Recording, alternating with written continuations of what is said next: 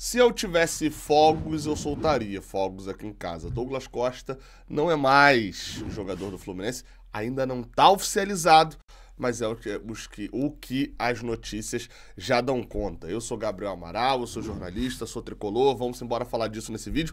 Falar de centroavante que entrou na mira do Fluminense aí também, que já está sendo divulgado o nome. Será que é esse o centroavante que o Fluminense negocia? Ou será que é só mais um nome levantado? A gente vai abordar um pouquinho isso daqui. Mas a gente começa, obviamente, falando sobre Douglas Costa, uma notícia que surgiu no final da noite dessa segunda-feira. Eu estava voltando de lá de Jacarepaguá, onde faço a live presencial, né, do Jornada toda segunda-feira. E, bem, fui agraciado por uma notícia do Marcelo Neves no GE. Globo, escrito: Douglas Costa e Fluminense encaminham um acordo para a rescisão de contrato. A expectativa é que o atacante assine o encerramento do vínculo nesta terça-feira. Pelo que diz na matéria, os termos, né, já foram posto um fim ali no contrato que o Douglas Costa tem com o Fluminense. Segundo diz a matéria, o contrato com o Fluminense era de produtividade. E o jogador também aceitou reduzir sua pedida salarial para se enquadrar nos moldes do clube.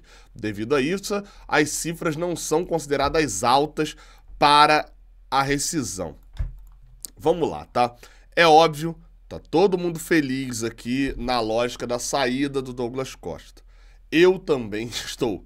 Acho que a narração do último jogo deixa bem clara qual era a minha opinião sobre Douglas Costa no Fluminense. Dito isso, a matéria aqui está dizendo, são 22 jogos, nenhum gol, uma assistência. O Douglas Costa, ele é um erro quase que do início ao fim. Vocês vão se lembrar, se não se lembrarem podem pegar o vídeo, né? Porque tudo que eu falo tá salvo aqui no canal. Não tem como eu ir lá e mudar algo que eu falei. Peguem o vídeo lá, não sei se é o primeiro ou o segundo vídeo ali, mas um dos primeiros vídeos, quando o Douglas Costa acerta, né, surge o nome dele em relação ao Fluminense. Eu tô lá falando, olha, uma das coisas que eu apurei, porque eu tinha apurado isso antes já, é que o Douglas Costa, ele só quer estrear em abril. Ele quer ter um tempo ali, a filha dele vai nascer, filho, né, na época a gente não sabia ali, vai nascer e tal.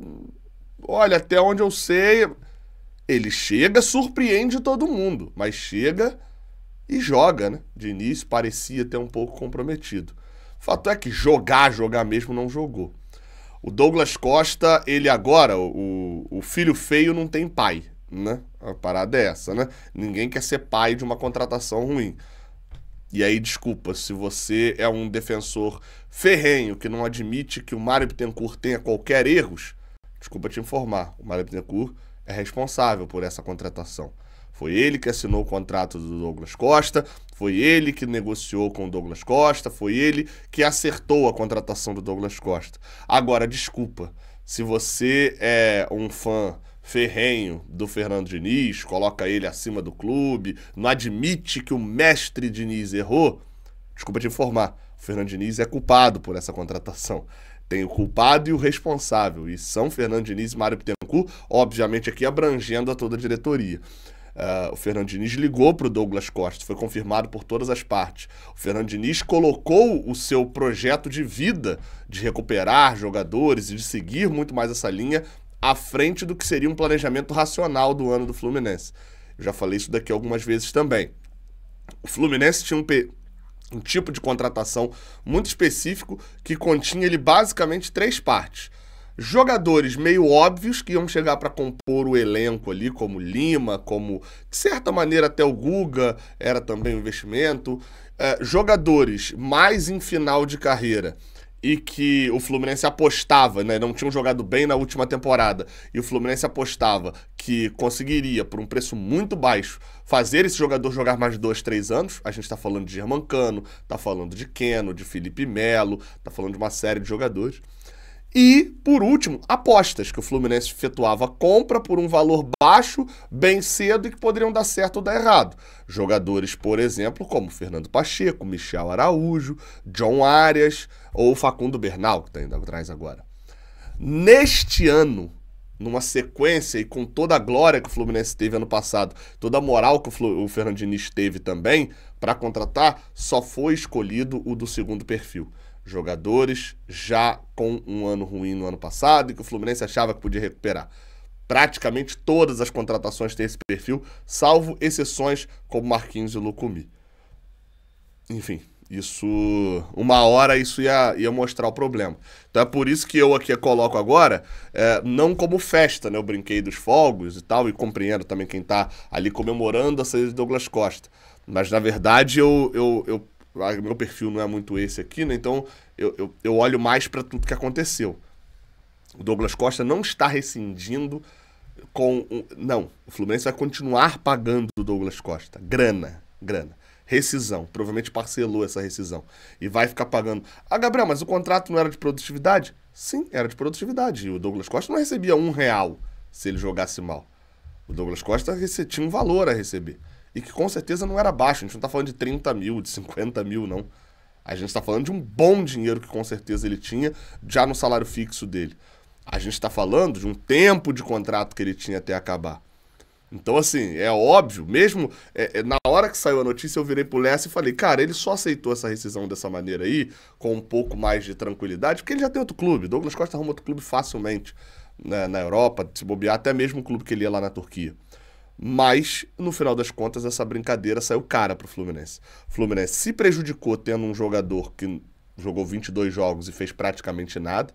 O Fluminense prejudicou a sua parte financeira, que vai ficar... Se o rombo do Douglas Costa já era considerável todo mês, jogando aqui, sem jogar o Fluminense vai ter uma parte desse rombo mensalmente. Então, assim, eu confesso que eu deveria estar comemorando a saída do Douglas Costa, mas eu só consigo pensar em quanto dinheiro a gente... Nessa brincadeirinha, quanto dinheiro a gente perdeu.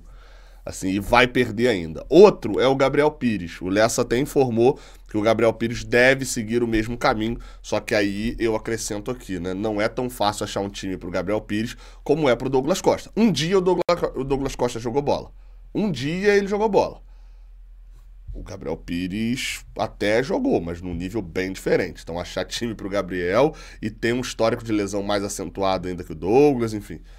Vai ser mais complicado. Só para poder fechar ainda sobre o Douglas Costa, ao que parece, a festinha do último sábado não teve nada a ver com essa rescisão, não, tá? Mas, pelo visto, os caminhos já estavam tomados ali. Então, enfim, só não estava ligando mesmo para a opinião da torcida. É isso. Normalmente, quando os caras saem aqui e eu saem mal do Fluminense, eu normalmente falo, cara, boa sorte pro cara... segue tua vida, eu não fico com raiva de jogador ruim, etc. Eu só fico com raiva de um tipo de jogador. E se você acompanha bastante o Raiz Tricolor, você vai escrever aqui embaixo nos comentários que jogador é esse. Um tipo de jogador me deixa com raiva e me faz com que eu torça contra, de certa maneira, até a carreira desse jogador. O Douglas Costa é desse tipo. Se você acompanha bastante, você vai escrever aqui nos comentários. Vamos lá, cara. Outro jogador foi especulado na centroavância do Fluminense. Na verdade, é o primeiro nome de centroavante, é o primeiro nome especulado por alguma fonte que dá pra gente ali avaliar minimamente, acompanhar minimamente e ver. Foi o Vilela. O Vilela não é jornalista, não costuma dar notícia, não vive, né, dessa parte, ele não faz esse tipo de conteúdo no YouTube, mas ele sinalizou em sua live que Adolfo Gás, atacante de 25 anos, estaria interessando a equipe do Fluminense. Vamos lá, tá? Não é, deixa eu até refazer. Não é que ele está interessando ao Fluminense. É que ele foi oferecido ao Fluminense. Foi oferecido ao Fluminense. Quem é Adolfo Gás? Bem, ele hoje pertence ao CSKA Moscou, ele é argentino, centroavantão, como eu falei, 25 anos, não posso mostrar vídeos dele aqui, né, porque senão o canal pode acabar caindo, mas é um centroavantão alto, aqueles classicões, né, desengonçados, com força física. Vou até deixar uma foto dele aí, pelo Hellas Verona, que foi um dos muitos clubes que ele já rodou na carreira.